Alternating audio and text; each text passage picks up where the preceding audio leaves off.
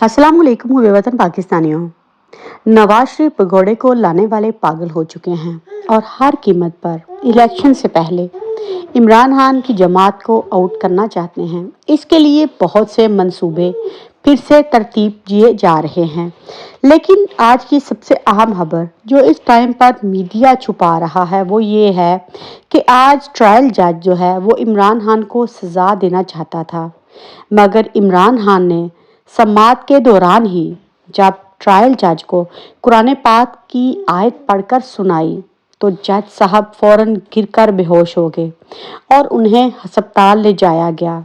Trial जज की तबीयत खराब के बावजूद उसे अस्पताल से घसीट कर लाया जाता है। अब सवाल ये पैदा होता है कि वो कौन है जो जज से अपनी मर्जी की सज़ा दिलवाना चाहता है। इस टाइम पर पाकिस्तान में जिस किस्म की फस्तायत जारी है, इसमें सबसे बड़ा बेबस इदारा जो है वो अदलिया है।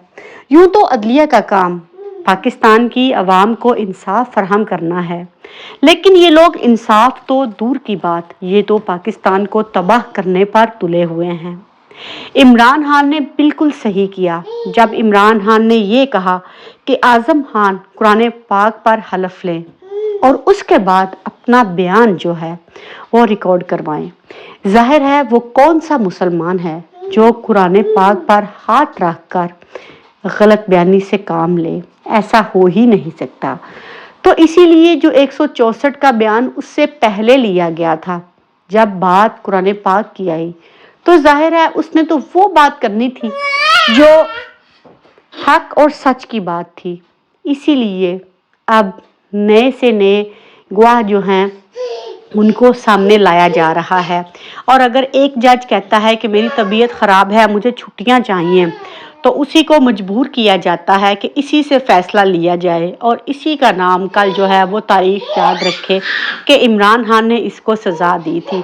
हालात ख़राबी की तरफ जा रहे हैं और सारा काम जो है वो अब पाकिस्तानी अवाम के ज़िम्मे है कि क्या 8 फरवरी को हमने अपने वोट की हिफाजत करनी है कि नहीं।